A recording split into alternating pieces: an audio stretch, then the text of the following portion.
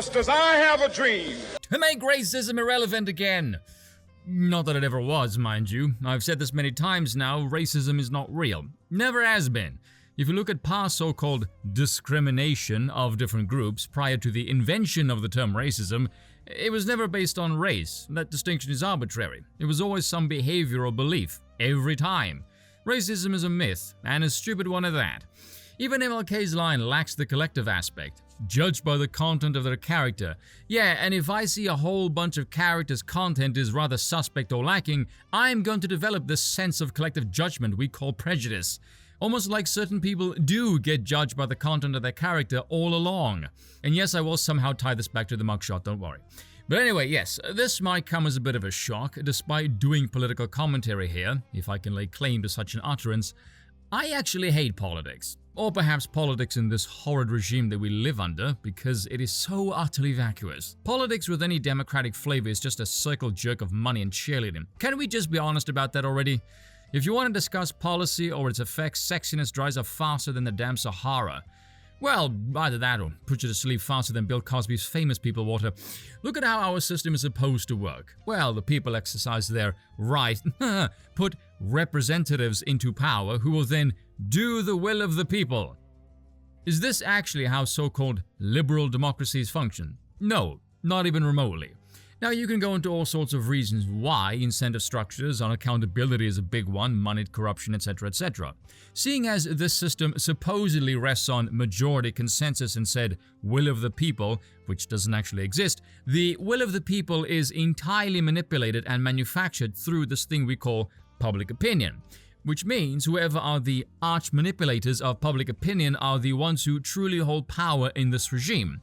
If there is a majority of support for something, the media will cite some BS polls. If there is not, they will cite minority or unheard voices or some other stupid phrase. Little things like that. Democracy in any capacity exists for two reasons. To present you, the citizen, with the psychological feeling of mattering and wielding power, and the regime an air of legitimacy as it molests and perverts literally everything around you because some Neanderthal cretins apparently voted for it. Now, democracy rests on the law of good averages. It requires constant updating of world and local affairs so these citizens can then make informed decisions about their elected officials. Now, in my opinion, this is hopelessly stupid for any number of reasons. You've merely conjured factions that will now scramble for power. Thanks to constant political activation and people operating under the delusional assumption that their fellow citizens are responsible for everything around them, you've created animus among the citizenry for holding opinions that in reality hold absolutely no power or sway whatsoever. And considering no one is ever held accountable, least of all the politicians, the voters will always get the blame rather than the politicians who will never enact the will of the people either way. So it doesn't really matter how smart your people are either, because if your politicians have zero incentive to act in a moral manner, as is often the case seeing as the kind of personalities attracted to power are objectively of ill will, an informed population means jack shit in the grand scheme of things. To quote the great Lysander Spooner, a man is no less a slave because he's allowed to choose a new master once in a term of years. Really take some time to think about that quote. Freedom is an illusion to keep you passive and drugged. Let's be real for a moment here, shall we, folks? Most people have no interest in politics. Less of them have the time to take an interest, and even fewer still have the brains to understand just how the system actually works, especially since doing so requires a constant update of working past linguistic subterfuge. And more than half the ones that do take an interest end up getting warped and becoming victims of the subterfuge, not the sectors of its nefarious intentions. Now, quite a few things here, but what was really time-consuming is sifting through the constant devolution of language in the regime. Frankly, one would do better at trying to understand the symbolism rather than the language, seeing as the latter gets perverted and buggered far more frequently. But anyway, I'll give an example. One of the ones that no one seemed to recognize was when the LA Times called Larry Elder the black face of white supremacy. Really, that should have been a giant wake-up call that white supremacy has fuck all to do with white, or supremacy for that matter. Well, at least not in the state-enforced manner the phrase might otherwise suggest. Much the same way with its opposition. White liberalism has bugger all to do with white or liberalism.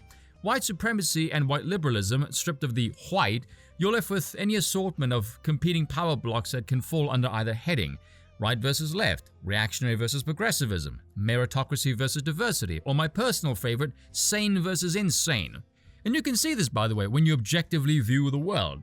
The right's view is based around observable reality, taking into account the follies and nature of man, whereas the left views reality as evil and something that can be contorted and bent to its will, hence why, if you look at their worldview, it's like they've never met any humans before. They may as well be insane.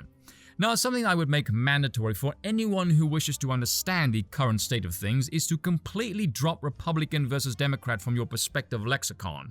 They're obsolete. Those labels hold as much meaning as an OnlyFans wedding proposal. The halls of Congress is a whorehouse. Behind closed doors, it sees more fucking than the damn Playboy Mansion. Now, given that a certain power block essentially re-enslaved blacks under a different auspice, this one being anything but blue means you will shed blood, which symbolically is nothing more than peaceful slavery, let's be real. It's simply saying, we don't care how poor or ill-behaved they are as long as they vote how we tell them to. And that is all there is to it. That is literally the way they see blacks, a monolithic block of slaves that will do the bidding come election day. They actually think they own the black vote. Look at this headline. Why the MAGA's effort to steal the black male vote has surged, but must be stopped. Steal the vote, that implies a level of ownership and or unfairness. To who exactly? I want to read this bit because this is hilarious. Whether you're talking about 2016's Russian fake news campaign, disinformation flooding the 2022 Georgia runoff, or the relentless misinformation efforts targeting black and brown voters in 2020, it's clear that voters of color, particularly black men, are the #1 target for misinformation, disinformation, and voter suppression, and the experts tell us that it's only going to get worse in 2024. The irony, nothing quite says misinformation when your paragraph starts off with Russian fake news.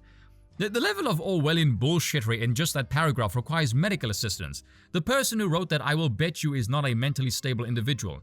How could they be? Just read all of that. Trump hasn't made any effort for any particular bloc. I've said this before and I'll say it again. The current regime is not liked. Trump does not look like the villain then. All things considered, in D&D terms, he would be considered probably chaotic good. He's just put the mugshot out there and everyone else gravitated towards him because anyone with sense can see the injustice. It's not a race or political thing, or even wealth for that matter. It's purely power. It's the uniparty power elite versus everybody else. Simple as that.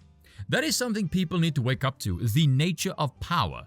Just because people look like you does not mean that they will care or give a damn about you. That Roots article is the most bluntly obvious piece of regime propaganda you will ever read. And yes, of course, it does feature talk of colonization and slavery, things that are obviously very relevant when Gucci stores are being raided by blacks and the main people killing black people are other black people. Now, how all of this is pervasive and often almost exclusively in Democratic-run areas and will somehow be solved by voting for more Democrats, only the brain-dead will somehow agree to. Secondly, Trump increased his popularity with black people in 2020. And you dumbasses think that you're somehow going to get a high black voter turnout right now after the senile jackass in charge apparently now has wrecked the dollar and the economy? Good fucking luck to you on that one. All of this talk of Trump going ham-happy on the federal government, never having elections again, president for life, that base black dude saying Trump should be king. I wonder if people realize that probably would be the best thing for black people especially, because they would no longer be exploited or held down to a lower standard for political gain. The Democratic plantation would become derelict and its owners out of business. And that'd be something, wouldn't it? Retire all government employees. Sure as hell sounds more optimistic than the globalist oligarchy that's in there right now. Because right now, we have a system based on political participation, with people most of whom have no interest in it. Less still have the time to, and even fewer have the brains to understand how it actually functions in practice.